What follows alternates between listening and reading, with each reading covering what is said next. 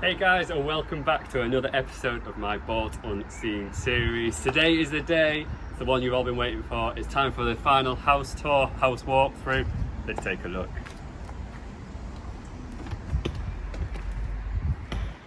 So guys, coming into the living room, and as you can see, we just turned it into a really functional and usable space. We've got this green, sort of like feature wall. We've kept the rest of the rooms just really bright and white, and just really minimalist really, and that was the kind of thing I was going for. The flooring looks fantastic, all the skirting boards are on, and we've put this sort of like new cupboard over here, which houses all the gas and electricity meters. Again, we kept that all, a high gloss finish, so it just looks really clean and really minimalist. Another great addition, which I don't think you've seen, is the blinds. And again, really crisp, really white colour, and it just really complements the room. I think that's all there is to say about this room. I'm really happy with how it's turned out. And let's take a look into the kitchen. So again, with the kitchen, this is another space that has just been completely transformed. It looks completely different to when we first came. If you remember on the early videos, we had those horrendous brown cupboards, that horrendous the black tiling, the black splashback, and obviously those black tiles, which were just completely terrible as well. So completely new look in here, cupboards painted, sanded, looking fantastic. New cooker, new gas cooker there, because the old one was horrendous as well, ready for the new tenant. And the floors again looking fantastic in this room. We've got this fridge here as well. Fortunately, the tenant, he already has his own fridge, so he's going to swap that one out for his own fridge. But that's nothing else that can be used in future projects. And overall, again, super happy with how this room has turned out. Let's take a look upstairs. So a big thing that you might have not seen is the grey carpet. So I've been talking a lot about this, and I think this has just really pulled the whole space together. So I just went for this kind of like really clean, crisp, grey, hard-wearing carpet, which I just know is going to future-proof the property for years. And if we come into the back bedroom, just look how big, this space has turned out to be. This is a really great, bedroom, spare bedroom, back bedroom sort of thing. Grey carpets, white walls, you can't go wrong with this. And this is something that, I'd really recommend if you're doing your own rental properties. It's really easy to do. Keep everything white, keep everything grey on the carpet. Everything looks good. When your tenants move in, fair enough, they can put shelves up, they can put posts up, and they can add their own flair to it. But I think just for the idea of just getting it marketed and advertising your property, just keep everything, white walls, grey carpet, keep everything neutral, and it'll appeal to a wider audience of tenants as well.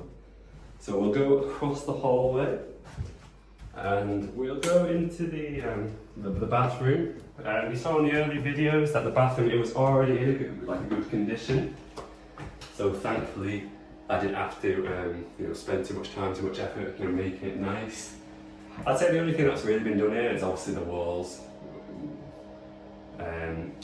New liquor paint, kept that all white and crisp.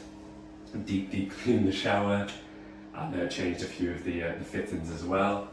New sinks, new plug holes, that sort of thing. And overall, again, just a really clean, crisp space.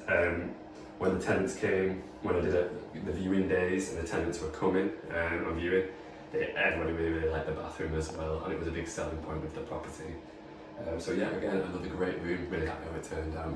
And lastly, let's go into the front bedroom, which I think is kind of like maybe the main bedroom, the master bedroom.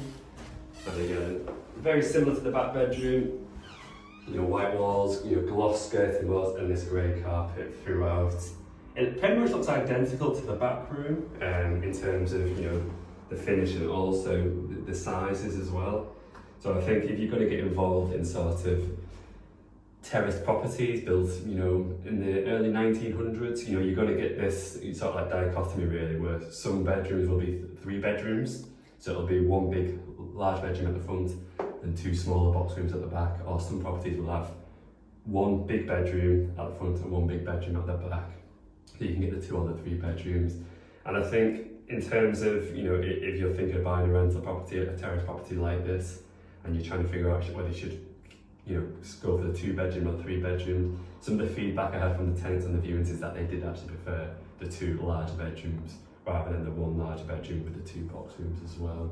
And again, just to finish off the room, we've gone for the same sort of style of blind as what we have in the living room, and just to finish it off.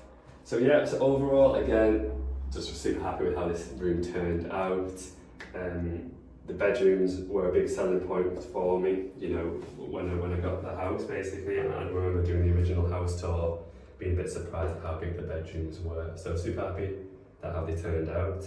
And you know, with all the tenants as well, I think if you follow me on Instagram, I've announced this week that, you know, I've managed to actually secure a tenant for the whole property, a long-term tenant who wants to be in this property for years, and above market rate of £850 per month.